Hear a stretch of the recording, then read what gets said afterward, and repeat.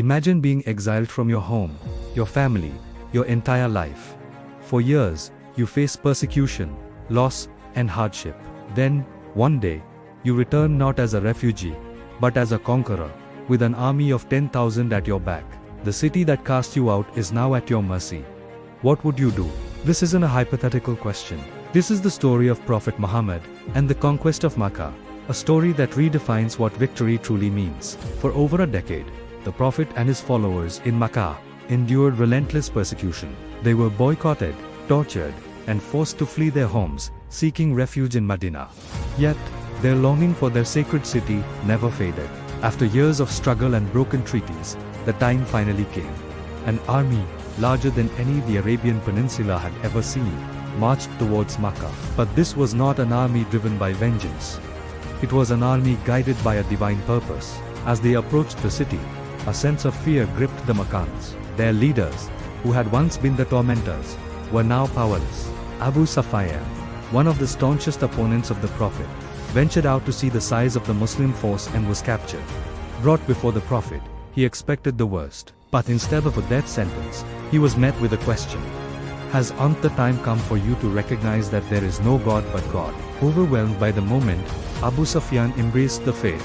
In an incredible act of grace, the Prophet declared, "Whoever enters the house of Abu Sufyan is safe, whoever locks his door is safe, and whoever enters the sacred mosque is safe." This wasn't a threat.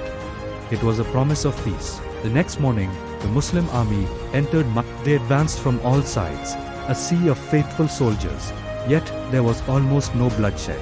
The Prophet instructed his commanders to only fight if attacked. His entry was not that of a triumphant king, but of a humble servant. He rode his camel, his head bowed so low, it almost touched the saddle, in a profound display of gratitude to God. He went directly to the Kaaba, the sacred house of God, that had been filled with 360 idols. With each idol he struck down using his bow. He recited a verse from the Quran. Truth has come, and falsehood has vanished. Indeed, falsehood is bound to vanish. The spiritual heart of Arabia was being purified. After circling the Kaaba, he stood before the assembled people of Mecca. These were the same people who had mocked him, stoned him, and driven him out.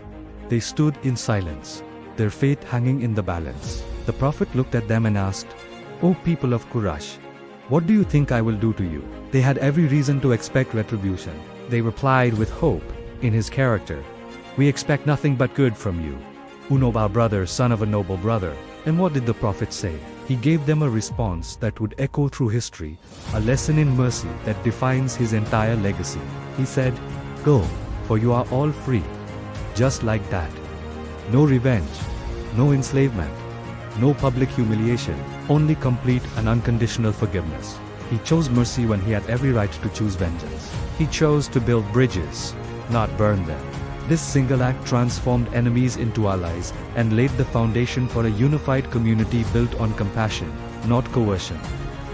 The conquest of Mecca wasn't just a military victory, it was a moral one. It demonstrated that true strength lies not in the ability to dominate, but in the capacity to forgive. It showed that leadership is about uplifting humanity, not subjugating it.